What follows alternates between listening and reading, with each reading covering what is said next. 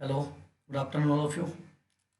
ये हमारा एक्सरसाइज 1.4 का पार्ट 2 है, जिसमें हम अपना स्टार्ट करेंगे क्वेश्चन नंबर 15। क्योंकि क्वेश्चन नंबर 1 से 14 तक हमने पार्ट 1 में कर लिए थे। अब इस वीडियो में हम देखते हैं पार्ट 2, जिसमें करेंगे हम क्वेश्चन नंबर 15। देखते हैं क्वेश्चन नंबर 15 से। क्वेश्चन नंबर 15 है, ए triangle has sides whose measures are consecutive odd numbers. If the perimeter is 57 centimeter, then find the measure of each side. इसका क्या मतलब है? इसका मतलब है कि किसी ट्रायंगल की जो 3 साइड हैं वो लगातार और नंबर हैं। तो देखते हैं लगातार और नंबर क्या होती हैं। जैसे अगर मैं और नंबर यहाँ पे लिखूँ अपने, और नंबर अगर मैं यहाँ पे लिख दूँ, हमारे इस तरह बनेंगे 1 3 5 7 9। मतलब इनके बीच में 2 का गैप आ रहा है। इस तरह हम अपनी साइड जो लेंगे उनके बीच में 2 का गैप रखेंगे। इस तरह हमको लेने हैं। तो सबसे पहले मान लेते हैं let first side is equals to x, so second side is x+2 and third side is equals to x+4। इसमें और इसमें 2 का गैप, इसमें और इसमें 2 का गैप। इस तरह ये हमने तीनों साइड ले ली। अब हम इसका निकालेंगे पेरीमीटर। पेरीमीटर होता है सम ऑफ ऑल साइड। जब हम इनको ऐड करेंगे तो सबसे पहले तो ये वाला x आएगा, इसके बाद ये वाला x+2 आएगा, और इसके बाद ये x+4 आएगा। अब अगर मैं इन सबको ऐड करूँ तो ये x x और x, ये हो गया 3x, ये 2 और ये 4, ये क्या हो जाएगा 6 हो जाएगा। ये हमारा पेरीमीटर आ गया। अब अगर अकॉर्डिंग टू क्वेश्चन देखें तो जो हमारा पेरीमीटर आ रहा है वो है 3x+6, और जो क्वेश्चन में पेरीमीटर दिया है वो है 57। तो सबसे पहले इस 6 को इधर ले आए माइनस में। 3x is equals to 57 minus 6, 3x is equals to 51। अब इस 3 से इस 51 को काटेंगे 17 बार, तो यहाँ से x की वैल्यू आ जाएगी 17। x क्या है हमारा? x हमारी फर्स्ट साइड है। इस तरह हम कह सकते हैं कि हमारी फर्स्ट साइड की वैल्यू क्या आ गई? 17 आ गई। यहाँ हम लिखेंगे so first side is equals to x is equals to 17 centimetre. Second side is equals to x+2 is equals to 17+2 is equals to 19 centimetre. And the third side is x+4। x की value क्या है? 17, 17+4 is equals to 21 centimetre. इस तरह की हमारी तीनों side calculate हो गई। यही हमारा आंसर है। इसके बाद आगे देखते हैं अपना क्वेश्चन नंबर 16।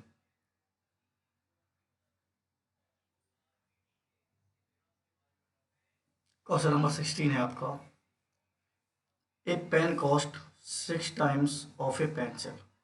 एक पेन की जो कॉस्ट है एक पेंसिल के 6 टाइम्स है। अब चरण नाम के किसी लड़के ने 4 पेंसिल खरीदी और 3 पेन खरीदी, और उसने जो टोटल रुपए दिए उसने दिए 45। हमको कॉस्ट निकालनी है एक पेन की और एक पेंसिल की। करते हैं इसको सॉल्व, देखते हैं यहाँ पे।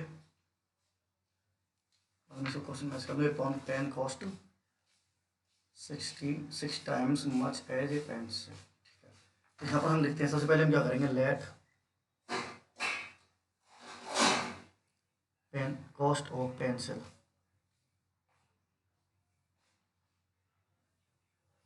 cost of pencil is equals to x. So cost of pen ये 6 टाइम्स है x की, तो ये 6x हो जाएगी according to question. According to question यहाँ हम लिखे पेंसिल की कॉस्ट करनी है x रुपीज़, और उसने पेंसिल कितनी खरीदनी? 4 पेंसिल। तो यहाँ पर क्या बन जाएगी 4x। प्लस जो पेन है वो 6x की है और पेन कितनी खरीदनी, 3 की, 3 पेन खरीदनी, तो ये हो जाएगा 3 इंटू 6x और टोटल कॉस्ट करनी है फिर 45। तो ये बन जाएगा 4x प्लस 6 3 जा 18x इज इक्वल्स टू 45। अगर इन दोनों को ऐड करेंगे तो आ जाएगा 22x is equals to 45। X की वैल्यू क्या आ जाएगी यहाँ से 45 अपॉन 22। ये हो गई हमारी एक पेंसिल की कॉस्ट। इसके बाद तो यहाँ निकालते हैं हम, यहाँ लिखेंगे 100 the cost of pencil is equals to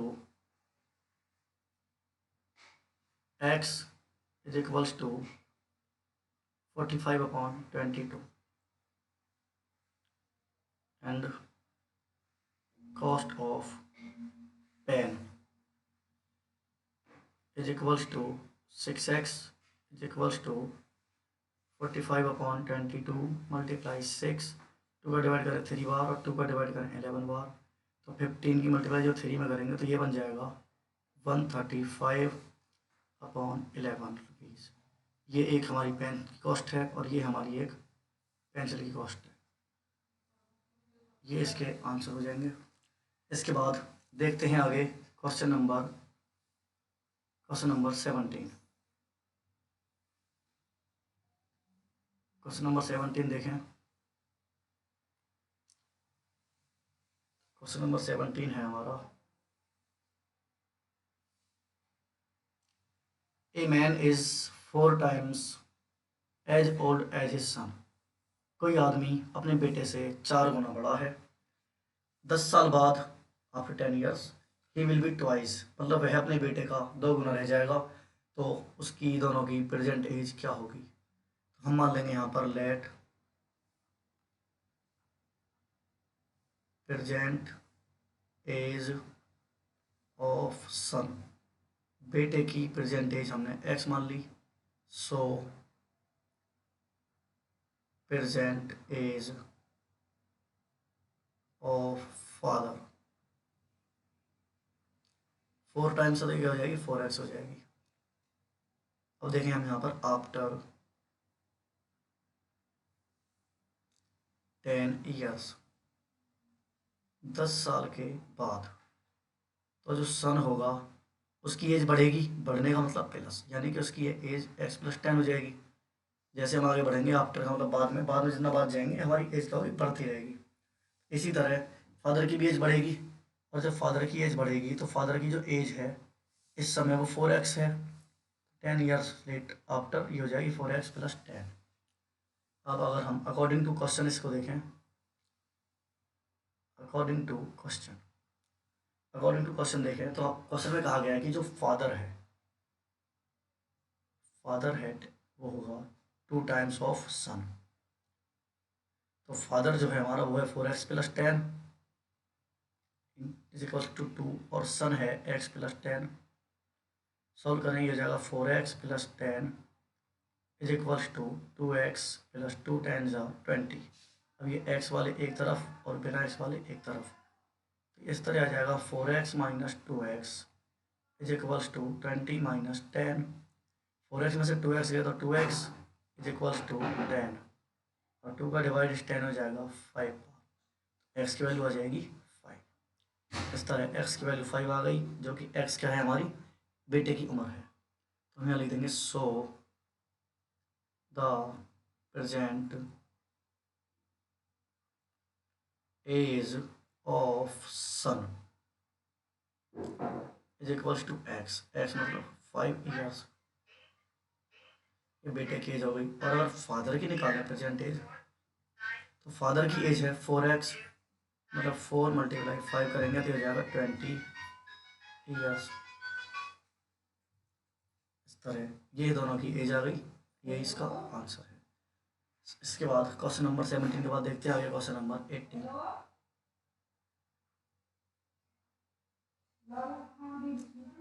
question number 18 करेंगे अपना। क्वेश्चन नंबर 18 दिया है, अनु is 3 years older than Reena and Manvi is 6 years older than Reena. The sum of their age is 45. Then find their present age. करते हैं solve. अब देखते हैं इसमें आगे, फिर इसको भी क्वेश्चन को करते हैं। इसमें जो कंपेयर कराई जा रही है वो सबकी किससे कराई जा रही है? रीना से कराई जा रही है। सबकी जो इसमें कंपेयर हो रही है वो रीना से हो रही है, तो रीना के अकॉर्डिंग हम एज मान के चलेंगे।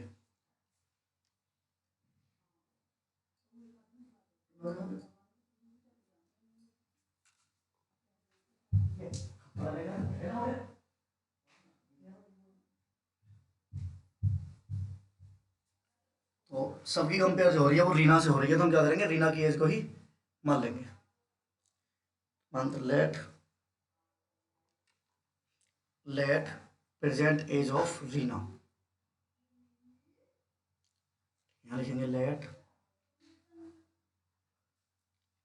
Present age of Reena is equals to x. So age of Anu, Anu जो है इससे 3 साल बड़ी है, मतलब x + 3 हो जाएगी। एंड एज ऑफ मानवी, जो मानवी है वो रीना से 6 साल बड़ी है, तो वो x + 6 हो जाएगी। अब अगर इनका सम करेंगे तो सम आएगा सबसे पहले ये x प्लस ये x + 3 प्लस ये x + 6 इज इक्वल्स टू ये x और x, 3 बार x तो हो जाएगा 3x प्लस ये 3 और ये 6, ये हो जाएगा 9। ये इनका सम आ गया। अब अगर हम अकॉर्डिंग टू क्वेश्चन इसकी कंपेयर कराएं तो हमारा जो सम आ रहा है वो सम आ रहा है 3x + 9, और क्वेश्चन में जो सम दिया है वो दिया है 45।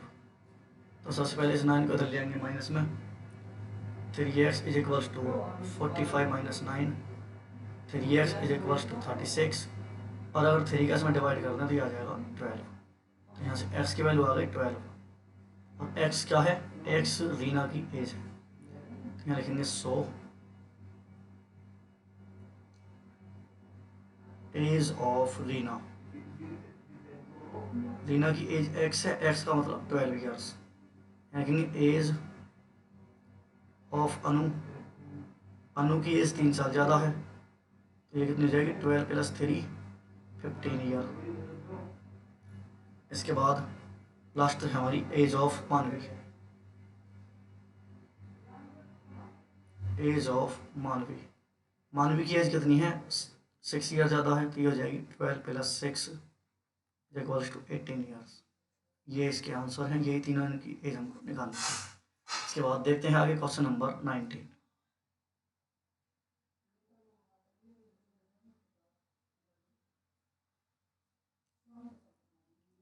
क्वेश्चन नंबर 19 है, दिया है एक rectangle is 5 times as long as its breath.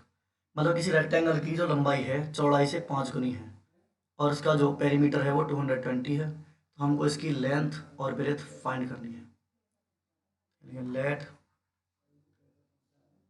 Breath is equals to x। So length क्या हो जाएगी? लेंथ 5 times है तो हो जाएगी 5x। अब अगर इसका हम पेरीमीटर निकालें, पेरीमीटर होता है 2 × L + B। अब यहाँ पे 2 लिखें, L क्या है? 5x और B x, ये 5x और x कितने हो जाएंगे? 6x, 2 6 जा 12x। ये इसका पेरीमीटर आ गया अकॉर्डिंग टू क्वेश्चन। अगर इसकी कंपेयर कराएं तो जो पेरीमीटर है वो हमारा आ रहा है 12x, और क्वेश्चन में आ रहा है, दिया है 220 मीटर। अब ये जो 12 है इसको लिया अगर डिवाइड में अपॉन 12, तो 4 से डिवाइड करें इसमें, 4 5 जा और 4 5 जा, और अपॉन में आ जाएगा 3। आंसर आ जाएगा 55/3, और उसको सॉल्व करेंगे तो 55/3 को, तो x की वैल्यू आ जाएगी 18.33। ये आ गई एक्स की वैल्यू। एक्स क्या है इसकी, एक्स इसकी चौड़ाई है, तो लिखेंगे यहाँ पर 100 breadth is equals to x is equals to 18.33 metre. अब इसके बाद देखते हैं length. Length is equals to, length क्या है 5x है, तो 5 मल्टीप्लाई 18.33 जाएगा 18 5 जा 90 और ये जाएगा 91.66 मीटर। इस तरह ये इसकी लेंथ और ब्रेथ फाइंड हो जाएंगी। इसके बाद क्वेश्चन नंबर 19 के बाद आगे देखते हैं क्वेश्चन नंबर 20। क्वेश्चन नंबर 20 देखिए, क्वेश्चन नंबर 20 है a rope of length 20 metre is used to mark out a rectangle. इसका क्या मतलब है, इसका मतलब है एक 20 मीटर की हमारे पास रस्सी है, एक 20 मीटर की रस्सी है जिसको हमने घुमा के एक रेक्टेंगल की तरह रख दिया है। जैसे मान लो ये हमारे पास एक सीधी रस्सी होती जो कि 20 मीटर होती, और इस 20 मीटर को फिर हम घुमा के इस तरह बना देते हैं, हम एक रेक्टेंगल बना देते हैं। तो ये जो रस्सी है पूरी जो 20 मीटर की थी, अब भी तो ये पूरी रस्सी यहाँ से यहाँ तक इस तरह यूज हो रही है।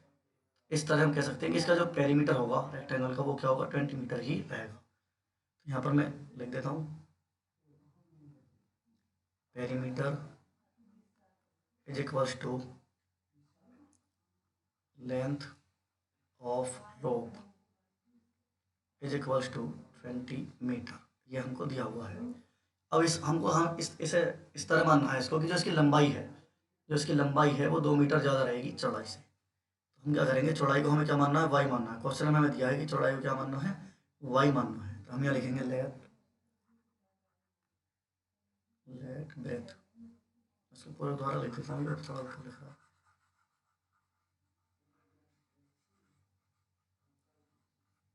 चलो अब इसको मैं ले लेता हूँ एक बार स्लो से। यहाँ लिखेंगे perimeter is equals to length of rope is equals to 20 metre. अब यहाँ लिखेंगे late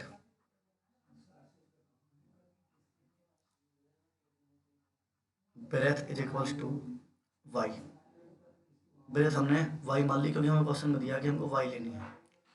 so length is equals to y plus 2, क्योंकि इससे हमें 2 ज़्यादा लेनी है। सो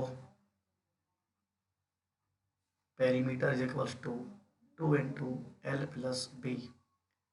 तो एल की वैल्यू कितनी है यहाँ पे, वाई प्लस 2, और बी की वैल्यू कितनी है, वाई। इसको सॉल्व करेंगे तो ये आ जाएगा 2, ये वाई और वाई 2y प्लस 2, ये हमारा पेरीमीटर आ गया। अगर हम इसको अकॉर्डिंग टू क्वेश्चन इसको देखें तो जो पेरीमीटर हमारा आया है वो है 2y प्लस 2, और क्वेश्चन में कितना दिया है वो 20 मीटर, क्योंकि रस्सी की लंबाई जो है वो हमारी क्या है, पेरीमीटर के बराबर रहेगी। अब ये 2 जो है इससे 20 कट जाएगा 10 बार। अब ये 2 प्लस का है, इसको इधर ले आएंगे माइनस में, तो ये बचेगा 2y is equals to 10 minus 2 is equals to 8, और इस 2 से इस 8 को काट देंगे 4 बार, तो y की वैल्यू आ जाएगी 4। इसके बाद ये जो y आई है क्या हमारी ब्रेथ आ गई, so breadth is equals to y मतलब 4 metre and length is equals to y plus 2 is equals to 4 plus 2 मतलब 6 मीटर। इस तरह इसके लेंथ और ब्रेथ फाइंड हो गए। इसके बाद देखते हैं आगे क्वेश्चन नंबर 21।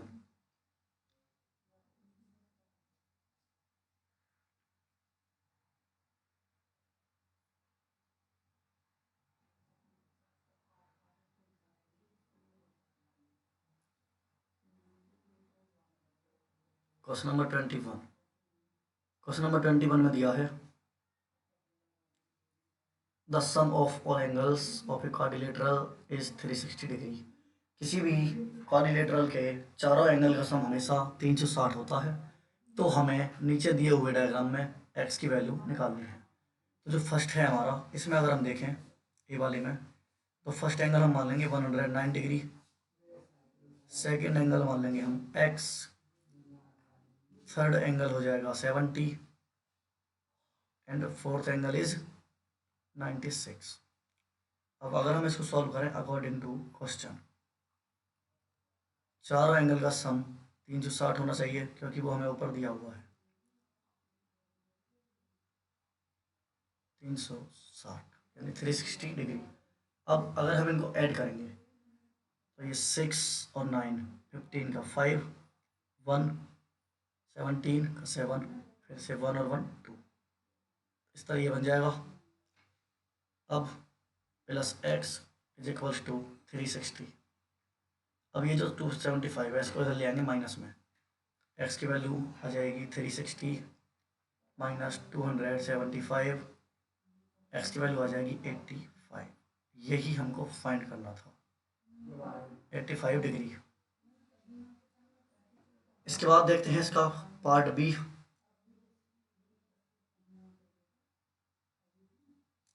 पार्ट बी है जिसमें हमें फर्स्ट एंगल दिया हुआ है 45 डिग्री, सेकेंड एंगल दिया है 105 डिग्री, थर्ड एंगल दिया है 85 डिग्री एंड फोर्थ एंगल दिया है एक्स। अकॉर्डिंग टू क्वेश्चन अगर हम देखें तो हमें पता है कि सभी एंगल का सम 360 होना चाहिए। तो यहाँ पर ये आ जाएगा 45 plus 105 plus 85 plus x is equals to 360 degree. अब ऐड करें सबको, तो ये 8 और 1 9 और 13,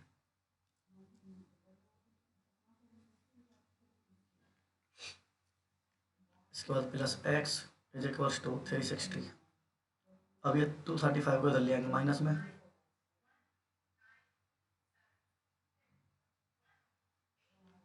टू 35, और इसको अगर माइनस करेंगे 10 में 0 गए 5, 5 में 3 गए 2 और ये बन जाएगा 1।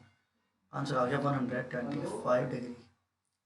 ये हमारी इस क्वेश्चन की वैल्यू आ गई। अब इसके बाद देखते हैं next question number C. Question number C में भी जो हमको दिए हुए हैं वो लिख लेते हैं पहले हम। तो फर्स्ट हमें दिया है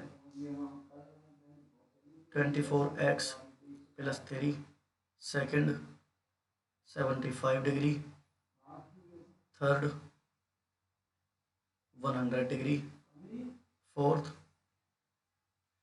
है ये वाला एंगल, यहाँ पे कम स्पेस की वजह से मैंने यहाँ लिख दिया 86। देखते हैं इसको अकॉर्डिंग टू क्वेश्चन, करते हैं इसको भी सॉल्व। चारों एंगल का सम जो है वो कितना आना चाहिए, 360 आना चाहिए। Plus 100 plus 86 is equals to 360। ये जो 3 है यहाँ पे, ये 3 एक कांस्टेंट है तो ये इन सब के साथ में ऐड हो जाएगा।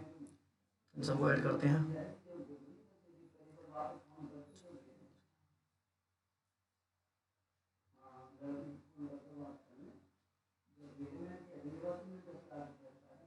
इस तरह हमारा ऐड करके इन सबको 264 आ जाएगा।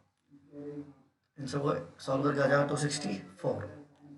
और ऐड कर लें फिर से 6 0 6 6 और 5 11 और 3 14 का 4 कैरी लगा 1, 8 और 1 9 9 और 7 16 का 6 कैरी लगा 1 और 1 2। अभी 264 जो है इसको इधर ले जाएंगे माइनस में, जब इनको माइनस करेंगे सॉरी ये 360 आएगा, 360 माइनस 264, इनको जब माइनस करेंगे तो वैल्यू आ जाएगी 96 और 24 से ही 96 कट जाएगा 4 बार, एक्स की वैल्यू आ गई 4। यही हमको फाइंड करनी थी इसमें। इस तरह की क्वेश्चन हमारा सॉल्व हो जाएगा। इसके बाद क्वेश्चन नंबर 21 के बाद देखते हैं आगे question number 22।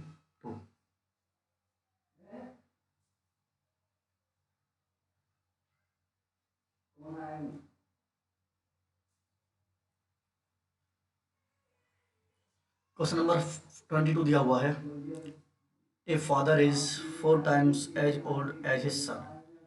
Now after 5 years the father will be 3 times as his son, find their present as.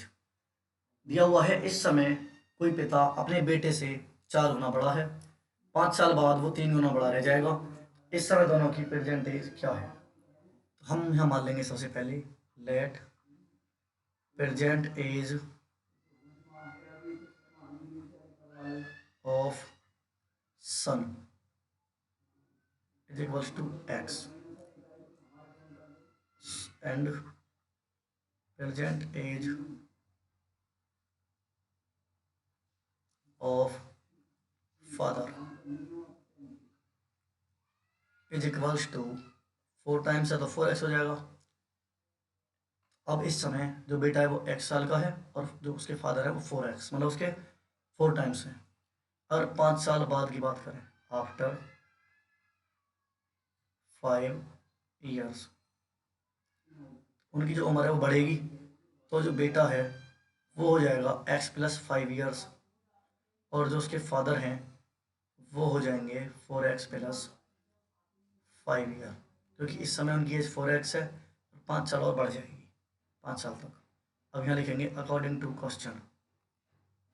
Question में दिया गया है फादर विल बी 3 टाइम्स, मतलब जो फादर हैं वो क्या होंगे 3 टाइम्स होंगे अपने सन की एज के। तो फादर की एज क्या है 4x + 5 है और सन की एज है 3x + 5, तो ये 4x + 5 लिखे 4x + 5 इज इक्वल्स टू ये हो जाएगा 3x + 3 5 = 15। अब ये x वाले एक तरफ और बिना x वाले एक तरफ, तो ये हो जाएगा 4x - 3x is equals to 15 - 5। ये 4x में 3x गए तो x बचे और 15 में से 5 गए तो 10 बचे। इस तरह x की वैल्यू आ जाएगी 10 और x है बच्चे की प्रेजेंट एज। तो यहाँ पर लिख देंगे so present age of son is equals to x, मतलब 10 years, और present age of father is equals to 4x। अब x की जगह पे x की वैल्यू रखेंगे तो 4 10 जा 40 years, 40 years आ जाएगी फादर की प्रेजेंट एज। हमको दोनों की एज फाइंड करनी थी, दोनों की एज फाइंड हो गई। इसके बाद देखते हैं आगे नेक्स्ट क्वेश्चन।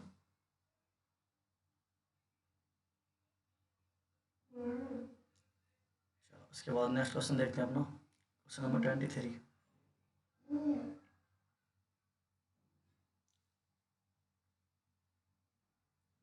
क्वेश्चन नंबर 23 है if 20 is added to a number the sum is 6 times of the number, what is the number. छोटा सा क्वेश्चन है, एक नंबर है जिसमें अगर 20 ऐड कर दें तो जो आंसर आएगा वो उस नंबर का 6 टाइम्स होगा। हमको नंबर फाइंड करना है। Let number is x, 6 times निकालने इसका, अगर 6 times of number is equals to 6x। अब देखें अकॉर्डिंग टू क्वेश्चन, अगर नंबर में हम 20 ऐड कर दें तो वो 6 टाइम्स आ जाएगा, इस तरह हमें दिया है। तो हम क्या करेंगे, इस x को ले जाएंगे इधर 6x के पास, तो ये बन जाएगा 20 is equals to 6x - x। अब इसको माइनस करेंगे तो आंसर क्या आ जाएगा 5x इज इक्वल्स टू 20। 5 से 20 कटेगा 4 टाइम्स, x की वैल्यू आ जाएगी 4, जो कि इसका आंसर है। हमें यही बस नंबर निकालना था। यहाँ लिख देंगे so the number is x is equals to 4, यही इसका आंसर है। इसके बाद देखेंगे आगे क्वेश्चन नंबर 24।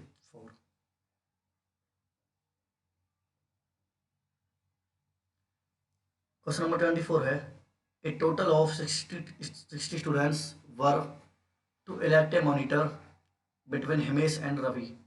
किसी क्लास में टोटल जो बच्चे हैं वो कितने हैं, 60 हैं।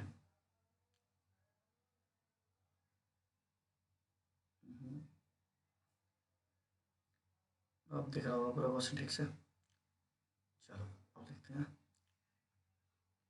A total of 60 students were to elect a monitor between Himesh and Ravi.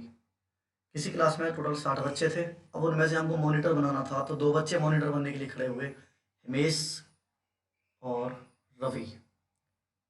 तो जो रवि है उसको 5 गुने वोट मिले हिमेश से, और हमें बतानी दोनों को कितने कितने वोट मिले। तो जो हिमेश को जितने वोट मिले उससे 5 गुने मिले रवि को।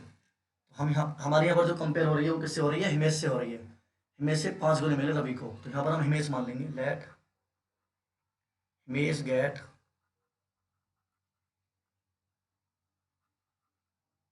X votes,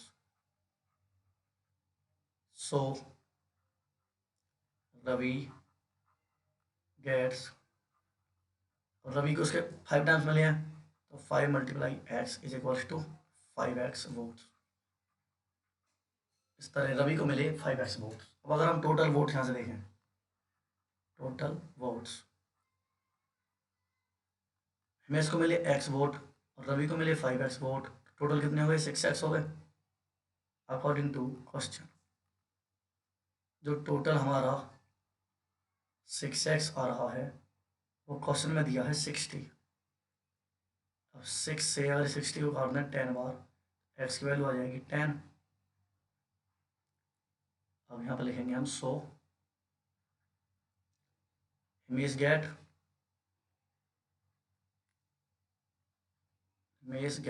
x, मतलब 10 वोट मिले हिमेश को, एंड रवि गेट्स 5x। अब अगर x की वैल्यू रखें 10 तो 5 10 जा 50 वोट्स मिले रवि को। इस तरह क्वेश्चन सॉल्व हो जाएगा, यही इसका आंसर है। इसके बाद देखते हैं आगे question number 25।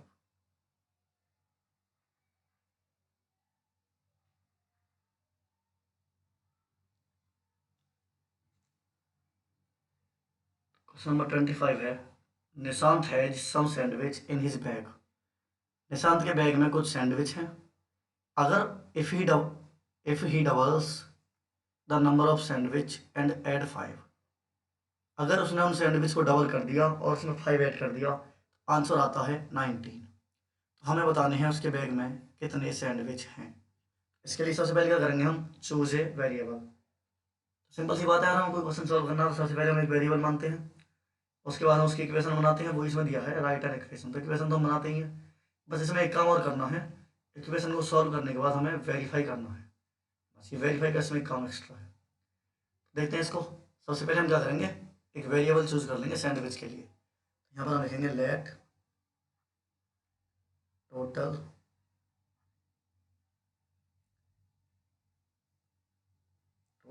Sandwich,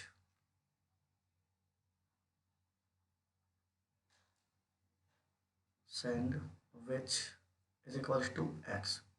total sandwich x हैं। अब इसकी इक्वेशन अगर हम लिखें अकॉर्डिंग टू क्वेश्चन, इसकी इक्वेशन जो बी में पूछ गई है, इक्वेशन बन जाएगी एक्स को हमने डबल किया 2x और इसमें ऐड कर दिया 5। आंसर क्या मिलना चाहिए, 19 मिलना चाहिए। ये हमारा ए सॉल्व हुआ था यहाँ पे क्योंकि हमने वेरिएबल माना था। ये हमारा बी सॉल्व हो गया क्योंकि यहाँ पर हमने इक्वेशन बना के तैयार कर दी। अब सी में हमें क्या करना है, सॉल्व करना है, तो अब इसको करेंगे सॉल्व। सी सी के लिए इसको क्या करेंगे, सॉल्व करेंगे। तो सॉल्व करने के लिए सबसे पहले इस 5 को ले जाएंगे इधर, तो ये आ जाएगा 2x is equals to 19 minus 5, 2x is equals to 14। 2 से 14 को अगर हम काटते हैं 7 बार, x की वैल्यू आ जाएगी 7। x की वैल्यू आ जाएगी 7, जो कि हमारा क्या है, x हमारा क्या है, number of sandwich. So total sandwich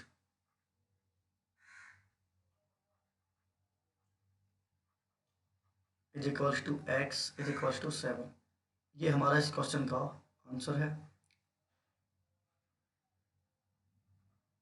अब अगर इसको वेरीफाई करें हम, इसको करते हैं यहाँ से वेरीफाई।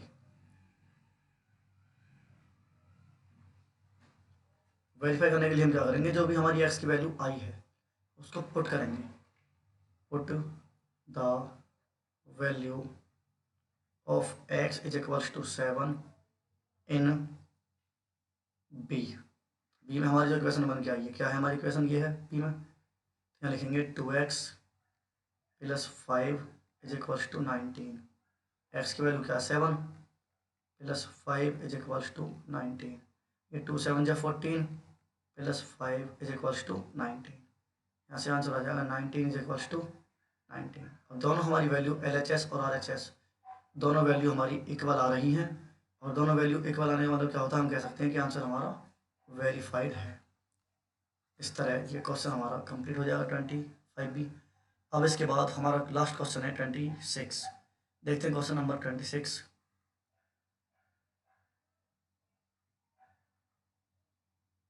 क्वेश्चन नंबर 26 करते हैं हम सॉल्व।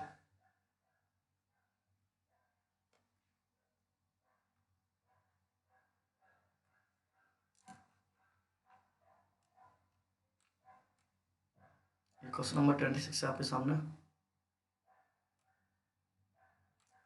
जिसमें हमें दिया हुआ है ए sum of ₹1000 is in the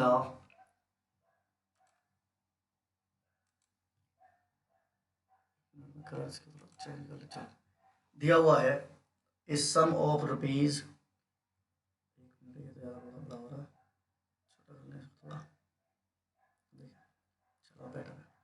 तो इसमें दिया है कलर चेंज, दिया है the sum of a sum of ₹1000, मतलब हमारे पास टोटल 1000 रुपये हैं। 1000 रुपये हैं, उनको हमने क्या किया, 10 और 20 रुपये के नोट में हमने उनको डिनोमिनेट कर लिया, 10 रुपये के कुछ पैसे और कुछ 20 रुपये के। तो हमारे पास जो टोटल नोट है वो 60 है। तो यहाँ पर हम मान लेंगे let note of 10 is equals to x. यहाँ से टोटल अमाउंट कितना हो जाएगा, 10x हो जाएगा। क्यों हो जाएगा, क्योंकि अगर हमारे पास 5 के 2 सिक्के होंगे तो 10 रुपये बनेंगे ना।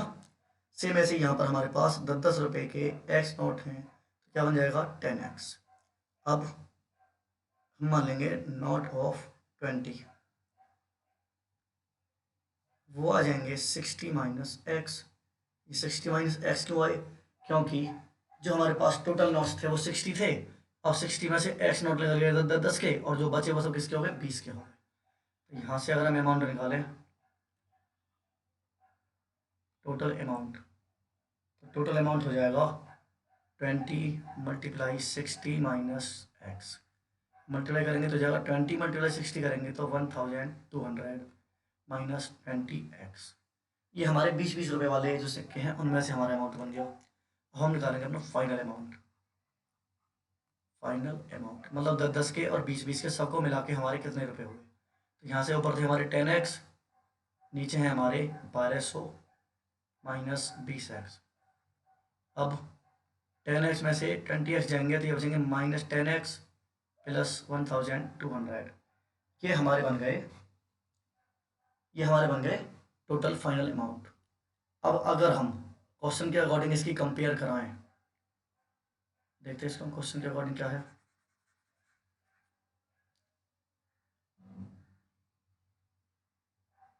देखिए according to questions, according to question हम देखें तो जो फाइनल अमाउंट हमारा आ रहा है -10x प्लस 1200, वो क्वेश्चन में दिया है 1000 रुपीज़।